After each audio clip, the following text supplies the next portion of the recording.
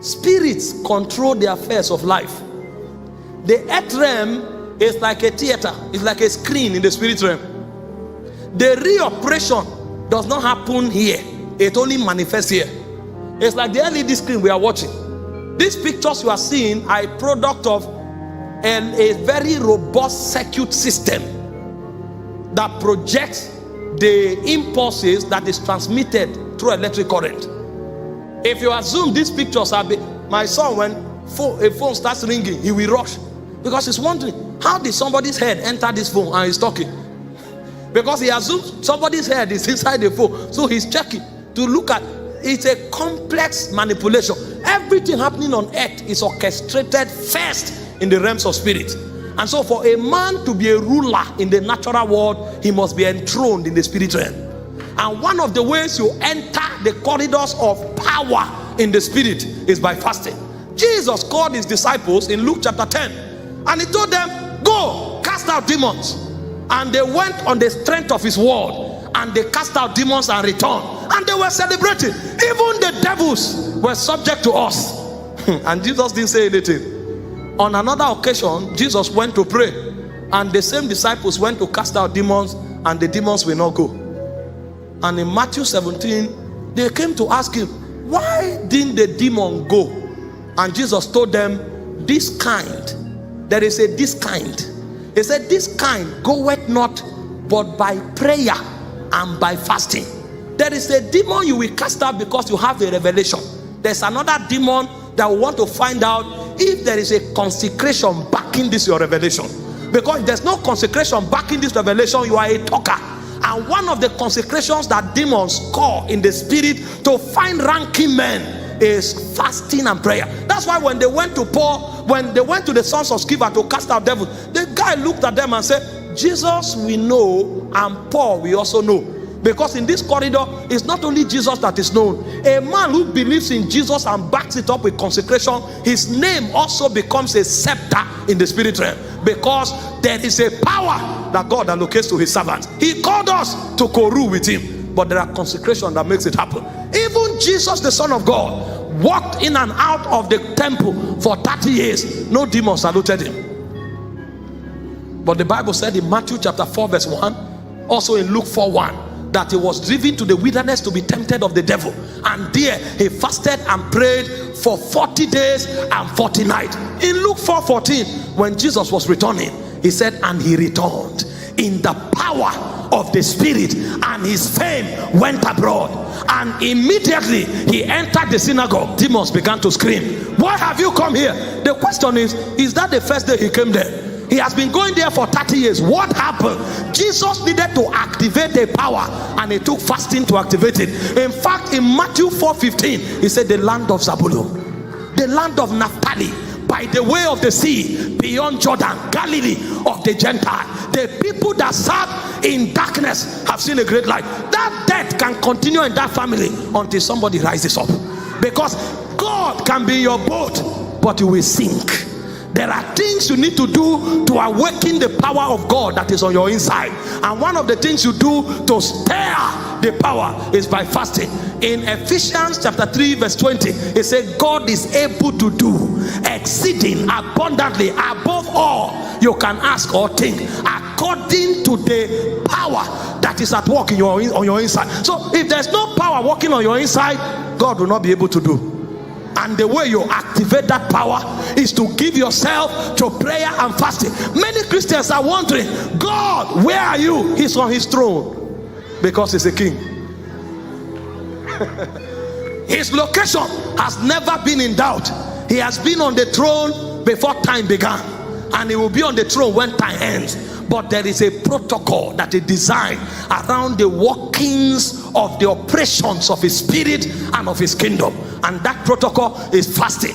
Many can never give themselves to consecration. They are saying, if it will happen, it will happen. That is one of the biggest deception of time. Nothing happens. Nothing happens. Things are made to happen. If you don't know how to make things happen, it will never happen.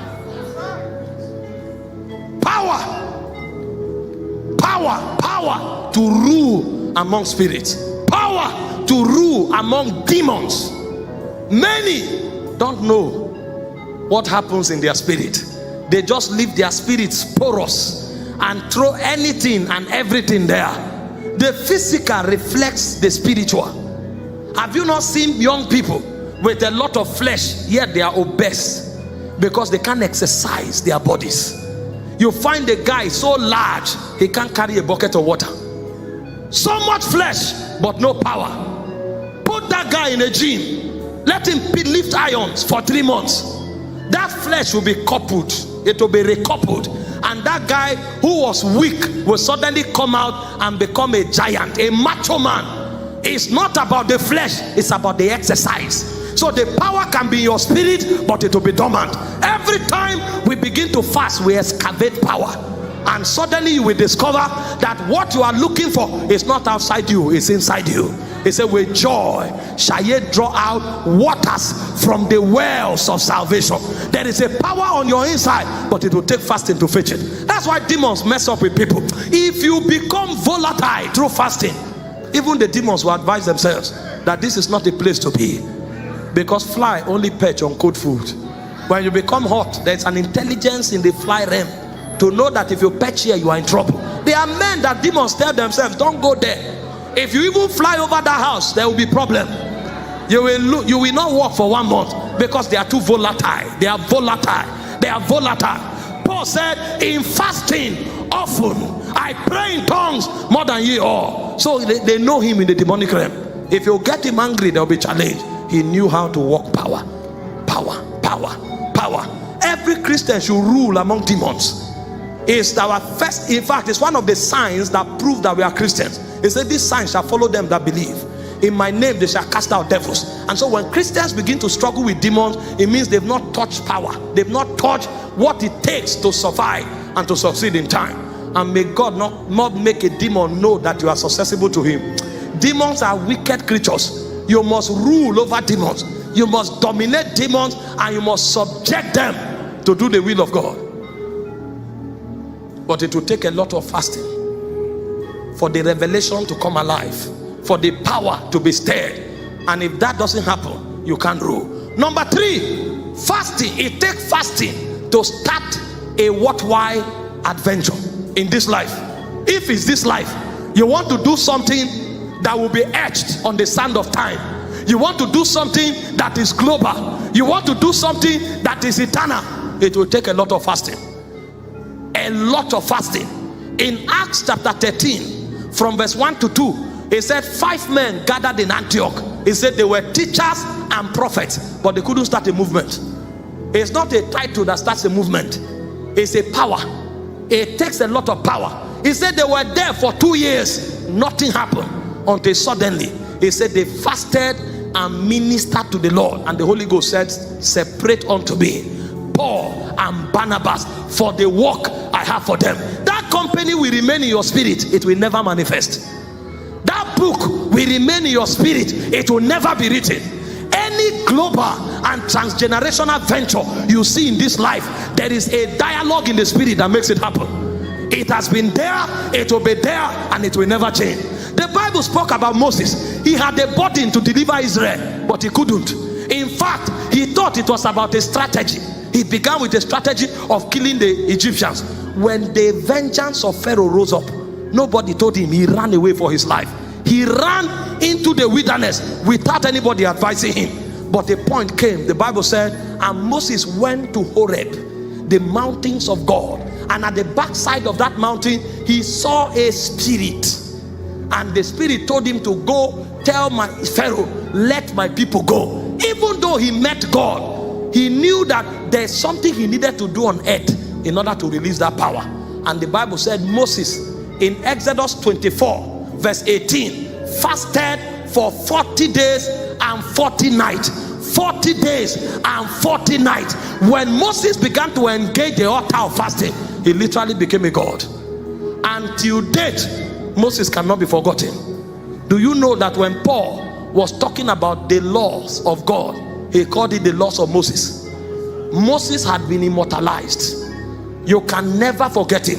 When Jesus was about to go to do his own assignment, it took the appearance of Moses and Elijah to tell him what he must do in Israel. How can a man become so much of an immortal? Because there are protocols on earth that, when observed, puts the badge of immortality on you. Even Jesus, the Son of God, was on earth for 30 years. He could do nothing except as he fasted. He said Jesus fasted for 40 days and 40 nights. The moment he returned, the movement began. There is a fast you will fast, and a vision will appear to you. There is a fast you will fast, and the power to start that business will be released upon you. Men are not aware that there is a protocol in their spirit. How many die with potentials? It was Miles Moreau that told the story where he went to the grave and God told him, this is the wealthiest part of the earth realm. The wealthiest part, he says, is not a good mine. It's where dreams are buried, books are buried, companies are buried, power for emancipation buried, because men can't pay prices. How can you leave this world and return to heaven with a vision in your spirit? How can you leave this world and return to heaven with a company that you feed 10 million people? Because you could not go on the altar of fasting for 21 days. You could not go on the altar of fasting for 40 days. You could not go on the altar of fasting for 1 year. There was a time I discovered my life was in a cycle. And in 2012, the Holy Ghost advised me. He said, if you want to fulfill this destiny, better leave food alone. The greatest of us fell, either by food or by our attraction to the opposite sex. You don't leave it, you become nothing.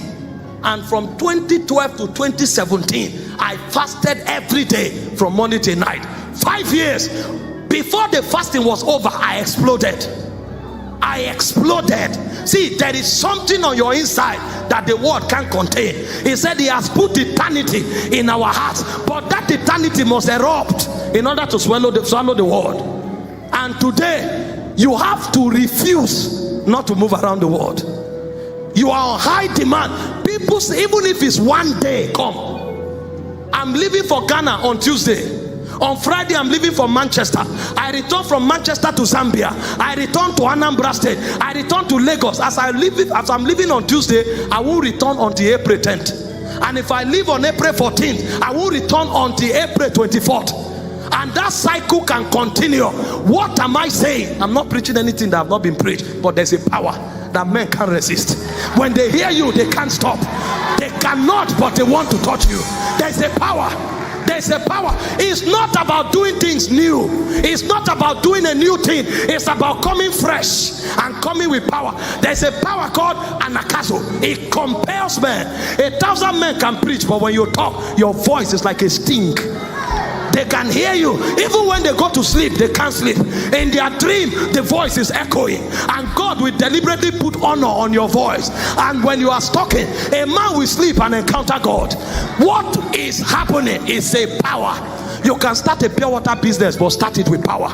And see what happens. It's not, see, when a spirit wants to manifest his excellency, he will get you to do something common.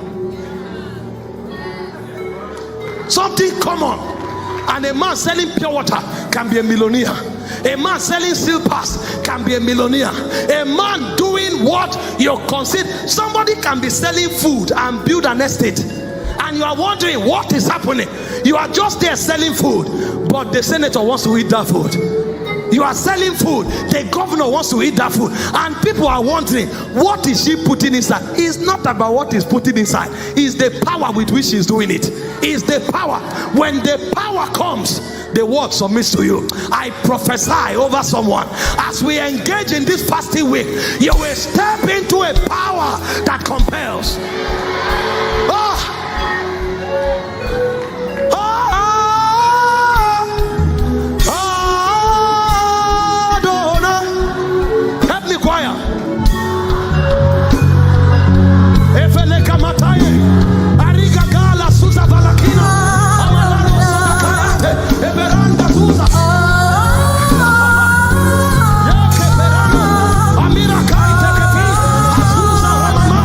We call you